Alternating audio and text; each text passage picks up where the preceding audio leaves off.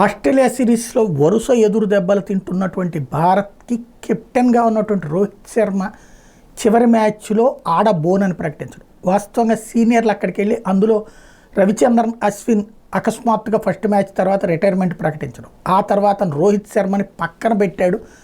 ఇదంతా గౌతమ్ గంభీర్ చేస్తున్నది, అతనికి తన కెరీర్లోనే నాశనం అయిపోయాడు, మిగతా వాళ్ళని నాశనం చేస్తున్నాడు అంటూ పెద్ద ఎత్తున ప్రచారం చేశారు. ముందు మనకి అసలు విషయం కంటే కూడా కొసరు ప్రచారం ఎక్కువ ఉంది. సినిమా వాళ్ళ మీద, క్రికెట్ వాళ్ళ మీద మన ఇష్టం వచ్చినట్టు ఏమైనా కామెంట్ చేయొచ్చు, ఆ తర్వాత వాళ్ళు పాపం వివరణలు ఇచ్చుకోవాల్సినటువంటి పరిస్థితి ఉంటుంది.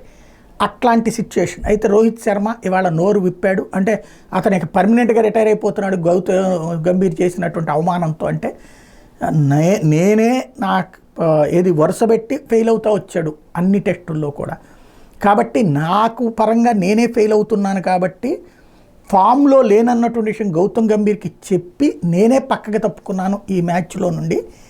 అలాగని చెప్పి నేనేం రిటైర్ అయిపోలేదు, కంటిన్యూ అవుతాను. ఏది టెస్టుల్లో రిటైర్మెంటో లేకపోతే టోటల్ ఆయన కెప్టెన్. ఇప్పుడు బుమ్రా ప్రస్తుతం నాయకత్వం వహిస్తున్నటువంటి సందర్భం. బుమ్రా నాయకత్వం బాగానే ఉంది అని పొగుడుతూ సేమ్ టైం రిటైర్ అయిపోలేదు అన్నటువంటి క్లారిటీ ఇచ్చాడు. ఇంకోటి కోచ్కి తనకి మధ్యన విభేదాలు ఏమీ లేవని తేల్చి చెప్పాడు.